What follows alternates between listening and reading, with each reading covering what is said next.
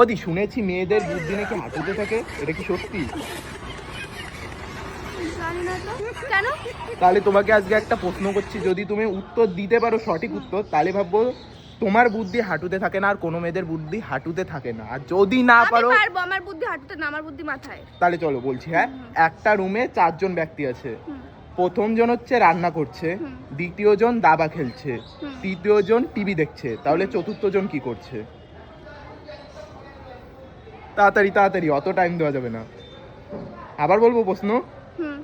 প্রথম জন, একটা রুমে 4 জন ব্যক্তি আছে, প্রথম জন দাবা খেলছে, দ্বিতীয় জন রান্না করছে, তৃতীয় জন টিভি দেখছে, তাহলে চতুর্থ জন কি করছে?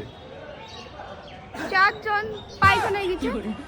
হবে না, ওইটা না।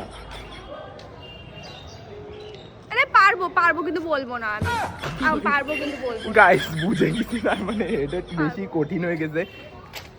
আরে আরো প্রশ্ন আছে তোমার জন্য, চলে যাও। গাইস পারতিছে না বলে সেই জন্য এখন চলে যাচ্ছে। গাইস দেখো কত কষ্ট করে আবার টেনে নিয়েছি, উত্তর পারবে না বলে এখন দৌড়ে পালাচ্ছে।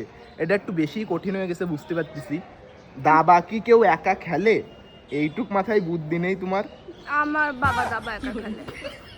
ঠিক আছে, আরেকটা প্রশ্ন করতেছি। একটা বট গাছের নিচে 2 জন বসে রয়েছে, একজন হচ্ছে কানা আর একজন বুবা।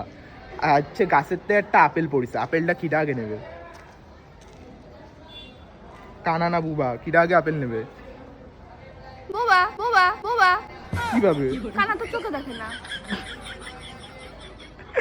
গাইস এইটাতেই প্রমাণ হয়ে গেল যে মেয়েকে বুদ্ধি হাঁটুর নিচেই থাকে। কেন? বট গাছের তে জীবনে আপেল পড়ে। গাইস এইটার উত্তরও পারিনি।